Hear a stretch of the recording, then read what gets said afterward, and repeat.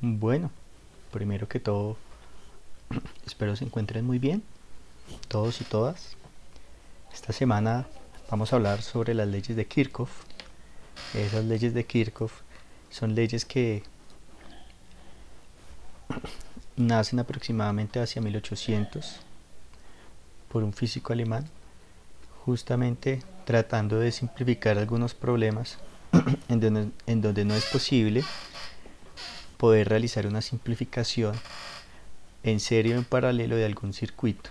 En este caso, poder hacer la simplificación de serie y paralelo de este circuito, que es el que se va a trabajar en esta semana, justamente lo hace muy difícil. Efectivamente, las leyes de Kirchhoff consisten en identificar algunos elementos que vamos a llamar nodos. Los nodos simplemente van a ser puntos donde van a estar conectados algunos elementos pasivos como la resistencia o los condensadores, y justamente en esos nodos van a entrar o salir corrientes. Esto simplemente es análogo, haga de cuenta, una tubería en donde yo tengo una tubería tipo T. La tubería tipo T tiene dos entradas o una salida, o dos salidas o una entrada. Entonces, de alguna manera, una tubería tipo T, ¿sí?, que precisamente forma una T, puede que entre flujo de agua por un lado o por el otro, o esté saliendo. Aquí sucede exactamente con los nodos que tenemos acá, en donde vamos a tener simplemente puntos en donde vamos a tener corriente entrante o corriente saliente. Listo. Tenemos una fuente. Esta fuente va a ser precisamente la fuente que nos va a permitir poder mover las cargas. Justamente va a ser esta la fuente. Listo. Esa fuente va a tener una diferencia de voltaje, y esa diferencia de voltaje o potencial va a ser de 10 voltios. Listo. Entonces, para tenerlo presente, tenemos un circuito, y ese circuito simplemente se conforma de 6 resistencias. Los valores de las resistencias ya están dados por un diagrama de colores, y justamente ya están dados también por el laboratorio. Estas leyes de Kirchhoff son precisamente las leyes que se conocen como primera ley, ley de nodos, y segunda ley, ley de lazos o de corrientes. Y esa primera ley de corrientes me dice que simplemente es que la corriente que entra a un nodo es igual a la suma de las corrientes que entran o que salen. Entonces, la corriente que entra va a ser igual a la suma de las corrientes que salen, o la corriente que sale va a ser igual a la suma de las corrientes que entran. Eso va a depender justamente de cómo nosotros vayamos a analizar el sistema para el circuito que tenemos presente. Y por otro lado, el voltaje de la fuente, ¿sí?, debe ser igual a la suma de los voltajes individuales de cada una de las diferentes resistencias. Entonces, en la guía que ustedes tienen, les dan un ejemplo de un lazo, ¿sí? Entonces, ese lazo va a ser justamente ABCEFA, que va a ser el punto A, el punto B, el punto C, el punto E, el punto F y el punto A. Es decir, corresponde justamente a este camino donde tenemos 3 resistencias R1, R2 y R4. Entonces uno espera que el voltaje de R1 más el voltaje de R2 más el voltaje de R4 sea igual al voltaje de la fuente. Es decir, que la suma de estas tres nos debería dar el voltaje de la fuente, que corresponde a 10 voltios. ¿Listo? En ese caso, los voltajes los podemos asumir como unos voltajes nominales, es decir, como si fueran todos positivos. Entonces nos va a interesar solamente la magnitud de los voltajes. En tanto, para las corrientes sí va a ser importante tener en cuenta su respectiva dirección. Entonces, en la ley de corrientes de Kirchhoff es importante definir la dirección de corriente. La dirección de corriente va a estar determinada para nuestro circuito justamente por estas relaciones, y pues en estas relaciones simplemente el signo de la corriente lo va a dar de alguna manera el voltaje. ¿Listo? Entonces nosotros vamos a definir que si la dirección de la corriente va de X a Y, entonces el voltaje va a ser positivo y la corriente vamos a decir que es positiva. En tanto, si el voltaje que medimos va de Y a X, entonces la corriente va a ser negativa, y aun cuando el voltaje vamos a decir que es menor que 0, simplemente vamos a tomar su valor absoluto y vamos a decir que los voltajes son positivos, pero mejor aún la corriente sí va a ser negativa y para otro caso la corriente va a ser positiva. ¿Listo? Aquí hay unas generalidades de cómo se hace el procedimiento. ¿Listo? Y justamente lo que hacía difícil este laboratorio era identificar quién era R1, R2, R3, R4, R5 y R6. ¿Listo? Entonces pues generalmente en este circuito posiblemente no hubiera llegado a quedar muy claro quién era cada una de ellas, pero sí tocaba de alguna manera identificar cuál era R1, R2, R3, R4, R5 y R6. ¿Listo? Entonces ustedes simplemente van a hacer uso de su diagrama que tienen acá en color negro, ¿sí? Y este va a ser el circuito que vamos a estudiar. Ustedes tienen sus datos que ya saben que los pueden descargar desde el curso de física unificado para laboratorios experimental 2, y simplemente vamos a responder algunas de las preguntas de análisis cualitativo. Explique cómo se puede medir la corriente que pasa a través de una resistencia usando la ley de Ohm y usando un voltímetro. ¿Listo?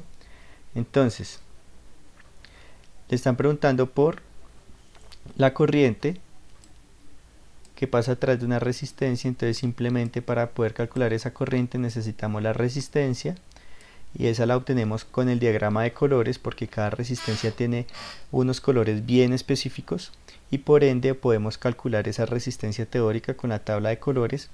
Y el voltímetro justamente nos va a permitir calcular la diferencia de potencial, y como estos elementos nosotros de laboratorios anteriores nos dimos cuenta que efectivamente satisfacen, cumplía la ley de Ohm, entonces simplemente podemos decir que la resistencia va a estar dada simplemente como el voltaje sobre la corriente, o en este caso que necesitamos la corriente, pues la corriente simplemente va a ser el voltaje sobre la resistencia. ¿Listo? Ahora, para la segunda parte, si le dicen a usted que la ley de corrientes dice que no puede acumularse carga en un nodo, eso se justifica porque como la corriente que entra es la corriente que sale. Dice que sin embargo los condensadores por definición constan de dos placas en donde si se acumula la carga, entonces la ley de corriente no se cumpliría. Entonces, ¿en dónde está la contradicción? Entonces, hay que identificar dos conceptos muy claros. Primero que todo, un nodo. Entonces, en los nodos no se pueden almacenar cargas porque se estaría violando un principio de conservación, y sería el principio de conservación de la carga. Entonces, las cargas que entran deben ser igual a las cargas que salen. Por otro lado, aun cuando usted le están diciendo aquí que por definición un condensador puede constar de dos placas en donde se acumula la carga, recuerden que cuando hablamos de condensadores o de capacitores, yo fui muy claro en decir que los capacitores eran sistemas en donde la carga neta posiblemente era cero y lo que realmente se estaba acumulando era energía producto de las cargas. Recuerde que usted puede tener dos cargas positivas y dos cargas negativas, y ellas están acumuladas en un capacitor. Entonces, esas dos cargas negativas y positivas, si usted sumara la carga neta, pues la carga neta sería cero, porque serían dos cargas positivas, dos cargas negativas, es tener como 2 coulomb y menos 2 coulomb. ¿Cuál es la carga neta? Sería 0. Pero recuerde que cada una de esas cargas tiene una energía propia, y entonces uno lo que tiene que mirar es la energía que se almacena en el condensador. Por eso cuando nosotros hablamos de condensadores hablamos de la energía almacenada, más no de la carga almacenada, aun cuando de alguna manera podríamos hablar de esa carga almacenada cuando se tuviera un circuito de tipo RC, pero en este caso no tenemos esa noción. Y segundo, estamos distinguiendo muy bien que un nodo simplemente es un punto donde se cumple la ley de conservación de la corriente, es decir, entran cargas, salen cargas, y que una capacitancia no es un nodo, y una capacitancia almacena energía, no almacena carga. ¿Listo? Para este caso quise que suponga que usted tiene dos baterías de 3 voltios y 6 voltios y decide conectarlas ambas en paralelo. Suponga que la resistencia equivalente de las resistencias internas de las baterías y de los cables es muy pequeña, 0.0 ohmios por decir algo, es decir, es muy bajita. Entonces le dicen a usted que usted podría representar esta situación como dos fuentes conectadas en serie. de manera tal que el terminal positivo de una de ellas está conectado al terminal positivo de la otra. Ese caso, esa pregunta que justamente tenemos ahí, es precisamente esta situación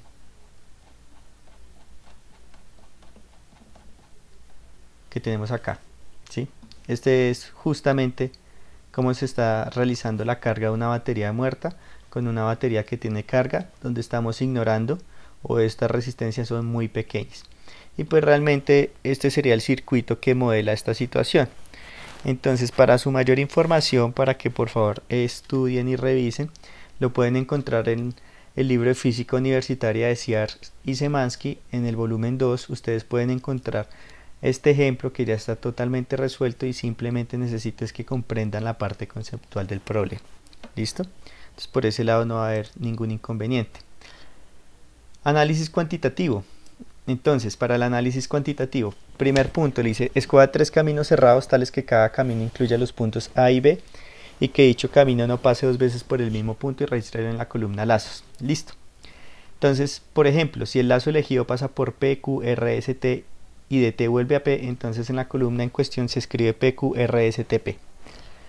Lo que me dicen a mí es que si ustedes tienen sus datos, que son precisamente los datos con los que se cuenta para este laboratorio, para esta práctica, entonces a ustedes les va a aparecer justamente el mismo diagrama, ¿sí?, que modela el circuito que tenemos.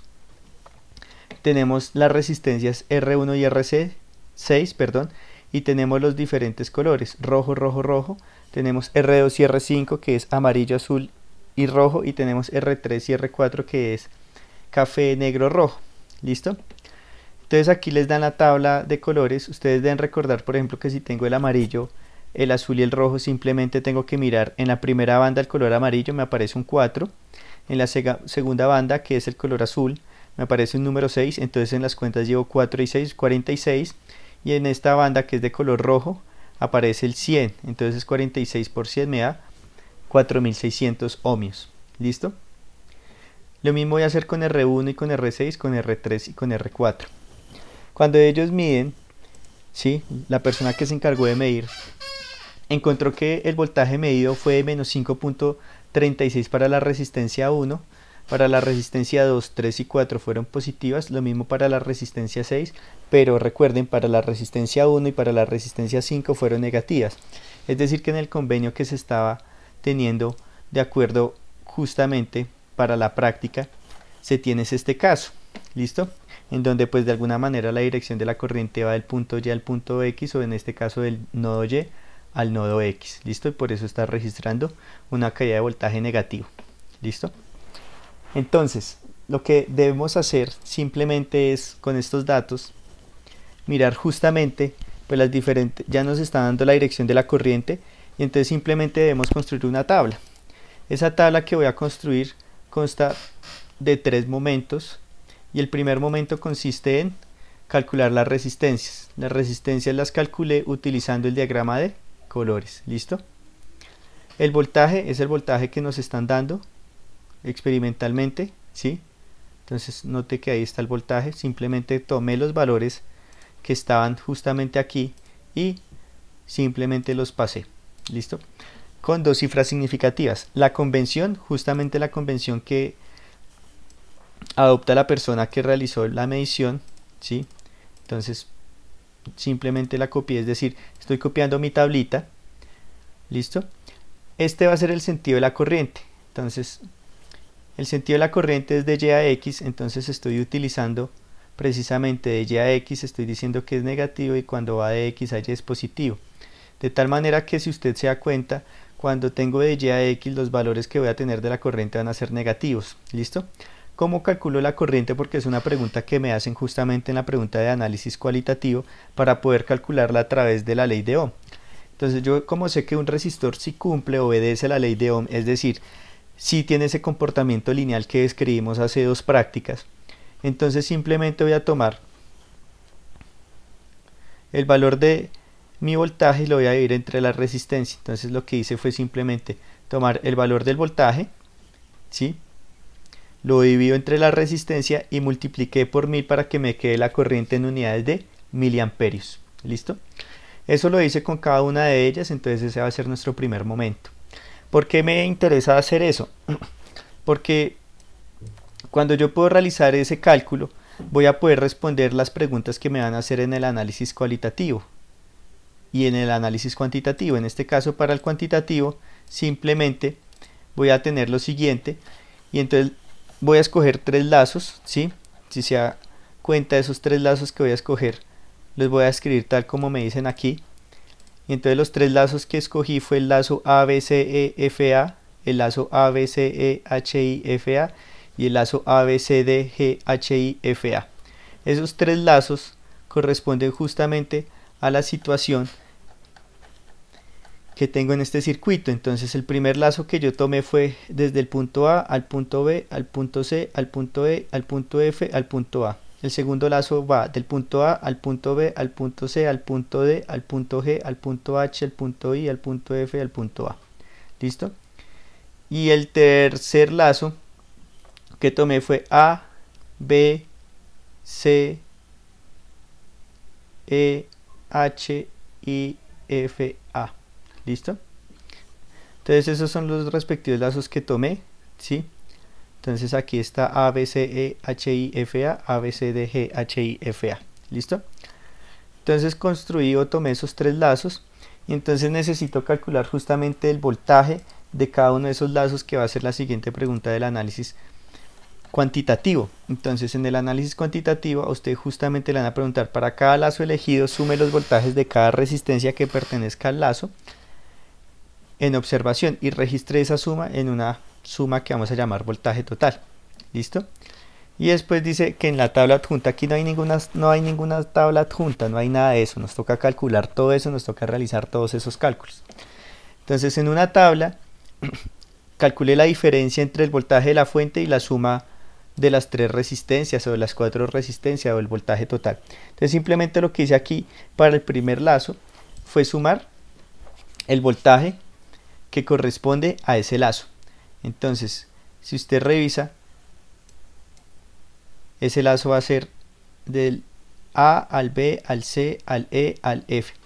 ¿Qué resistencias están involucradas? R1, R2 y R4. Pero recuerde que como es una suma de voltajes de las resistencias, yo les dije que las íbamos a tomar positivas. Entonces, como las vamos a tomar positivas, yo justamente estoy sumando aquí mi voltaje, que es 5.43 más 3.51, perdón, 5.43 más 1.66 más 1.15, que son las tres resistencias que tengo involucradas. ¿Listo? Entonces justamente tengo R1, R2 y R4. Entonces R1, ¿sí? Permítame un segundo. R1, R2 y R4, sí. R1, R2 y R4. Me rectifico. Sumo 5.43 más 3.51 más 1.15. Listo. Sí, lo que tengo ahí precisamente. Y efectivamente da 10.08. Si quieren, por favor, ustedes corroboren la información que les estoy dando y se van a dar cuenta que 5.43 más 3.51 más 1.15 va a dar justamente 10.08. Listo. Voy a tomar ahora como ejemplo este lazo. El lazo ABCDGHIFA. Ese lazo va de A a B, de B a C, de C a D, de D a G, de G a H, de H a I, de I a F y de F a A. Las resistencias que van a estar involucradas por este camino va a ser precisamente R1, R3 y R6. Entonces cuando usted mire en sus cálculos, usted va a tener que sumar R1, que es 5.43, R3, que es precisamente 1.66, y R6, que es 2.89. Cuando usted haga esa suma, eso le da 9.98. Ahora, le dicen a usted que debe calcular la diferencia. Pues, ¿cuál debe ser la diferencia? Simplemente va a restar este voltaje que está en amarillo, que es el voltaje de la fuente, que es de 10. Note el uso de las cifras significativas de forma correcta para que, por favor, cuando estoy calificando no tenga ese inconveniente que han presentado la mayoría, ¿sí? De un manejo concreto y correcto de las cifras significativas. Entonces tengo 10.00 para poder hacer la diferencia de buena manera. Entonces usted simplemente hace la diferencia y esa diferencia le da 0.08 y 0.02. ¿Listo? En pocas palabras, usted puede calcular una diferencia porcentual y entonces este valor respecto a este valor simplemente está alejado un 8%. ¿Listo? Que no es muy grande porque pues multiplicó solamente 0.08% y pues para el otro caso pues va a estar alejado solamente un 2% pues del valor esperado. ¿Listo?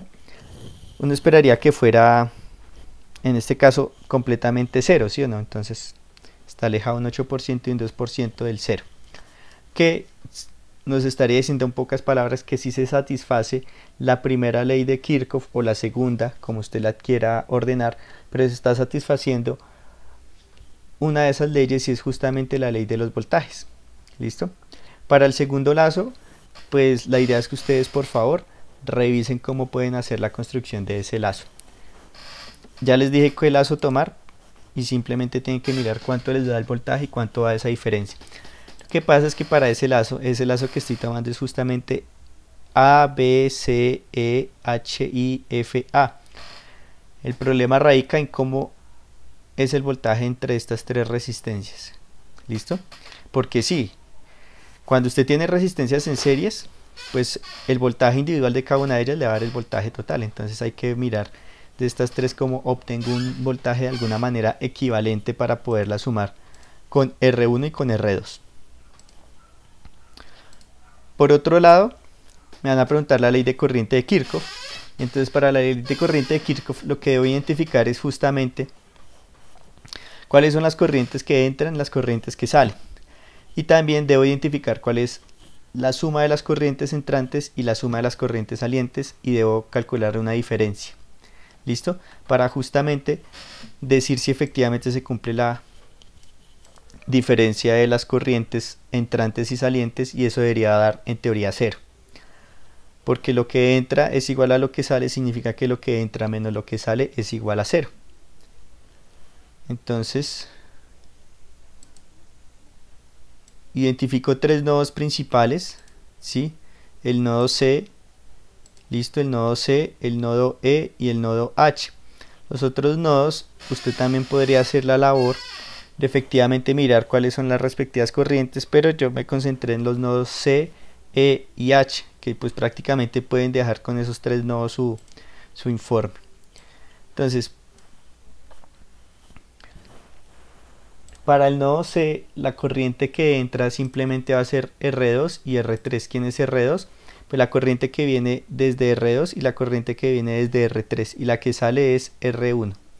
¿Por qué? Porque justamente cuando se hizo la medición en R1 se tuvo un voltaje negativo y ese voltaje negativo lo que indicaba es que precisamente la dirección de la corriente que estaba asumiendo para esa resistencia era de carácter negativo. Entonces aquí la saliente va a ser R1 por ese signo negativo, ¿listo? Y entonces esta va a ser la entrante. Hago esta columna que es la suma de la corriente entrante. Entonces simplemente debo sumar la corriente R2 más la corriente R3, es decir, sumo 0.76 más 1.66 me va a dar 2.43. Y por otro lado la corriente saliente que es R1, pues simplemente es menos 2.47. Y hago esta resta. Esta resta me da 0.04, que es muy cercana al 0, que es precisamente el valor que uno esperaría, teórico, pero pues en este caso es muy cercano. Para el nodo E, ¿sí? Entonces para el nodo E, entonces debo pensar primero en una de las siguientes corrientes. Si en el nodo C la corriente entrante era R2, ¿sí? En este nodo, si la corriente entraba para el punto C, pues para el punto E o para el nodo E, pues debe ser saliente. Entonces por eso en este caso va a ser saliente. Y adicionalmente, pues en este caso, R5 también va a ser una corriente saliente. ¿Listo? Entonces R5 va a ser una corriente saliente, es decir que el nodo E sale de R2, sale de R5, pero entra por R4. ¿Listo? Entonces para que ustedes piensen, por favor, por qué lo tomé de esa manera. Entonces R4 es R2 no hay duda que es saliente, pero R5 también va a ser saliente y pues R4 simplemente va a ser la corriente que va a entrar. Entonces la corriente entrante, que es R4, es 1.15, mire precisamente ese valor para R4. Y las corrientes salientes, pues simplemente pues hago la suma, ¿sí?, de las corrientes salientes.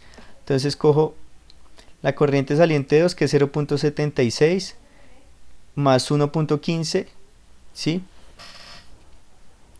Entonces permítame acá, si hice bien el análisis, F3, sí, F3 y F6. Ah, perdón, lo estaba viendo bien, R5 efectivamente es negativo, ¿sí? Ya por eso tengo la respuesta de que era negativo. ¿Y por qué sé que es negativo? Discúlpenme. Sé que es negativo justamente porque pasó lo mismo que con el voltaje de la resistencia 1. Entonces para este caso el voltaje de la resistencia 5, simplemente voy a tener exactamente un valor negativo en el voltaje, lo que me indica que la dirección de la corriente es negativa, y precisamente en ese nodo está saliendo. Entonces yo sé que R2 y R5 pues los tengo que sumar. Lo que pasa es que como son salientes, entonces simplemente pues R5 ya tiene su signo negativo, ¿sí? Este es R5, es que me había confundido con el 5 de acá, pero este es R5, mírelo. Entonces R5 es menos 0.38, y entonces cuando hago el cálculo de las corrientes salientes pues tengo precisamente este valor que es menos 0.38, pero adicionalmente debo tener el valor de R2. R2 es 0.76, pero como en este caso es saliente le pongo signo negativo. ¿Listo? Entonces, aun cuando en la medición dio positivo, aquí como ya lo estoy poniendo en la columna de las corrientes salientes, estas dos deben ser negativas, entonces es una suma de negativos.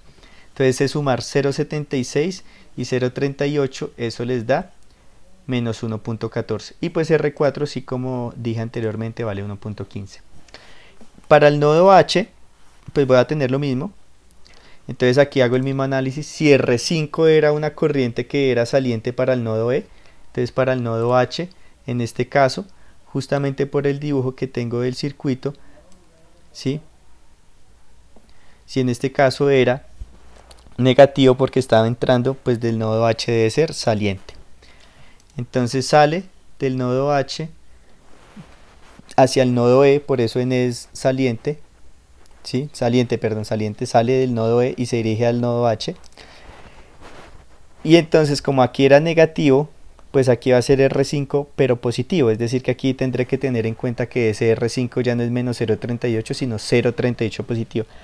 Y R6 en este caso va a ser saliente, me quedé con la medición original y simplemente va a tener que R5 más R6 me va a dar 1.69, es decir 0.38 más 1.31. Y quien es saliente en ese caso va a ser R3, ¿listo?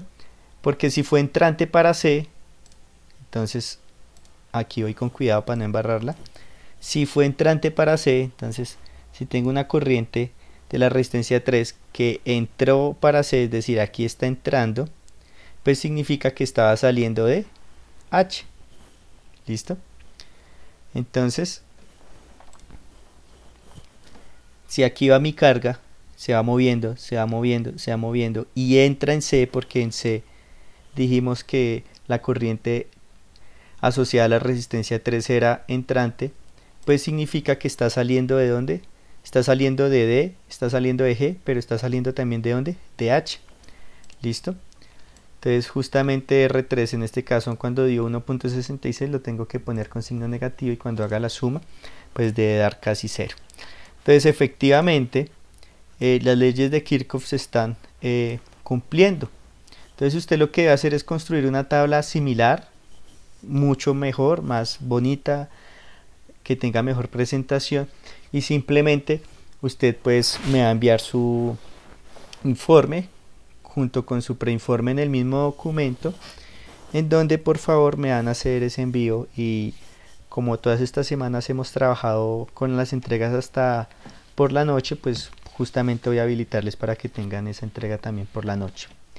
Entonces espero esta información que les estoy dando sea provechosa y por favor traten de trabajar lo más rápido posible y les ayude bastante, porque este laboratorio en especial es de los más complicados que hay y la parte experimental también era muy complicada para que lo tengan en cuenta. Entonces este era para mí, de los dos experimentos, que era gas ideal y leyes de Kirchhoff, son los experimentos más complejos que hay, y sobre todo aquí porque hay muchas convenciones y toca identificar realmente las convenciones, valga la redundancia, de signos tanto para la corriente como para el voltaje. Entonces simplemente recuerden que para los voltajes los tomamos positivos y para las corrientes, perdón, las tomamos en signo negativo. Bueno, entonces, chicas y chicos, espero estén muy bien y gracias por la atención prestada.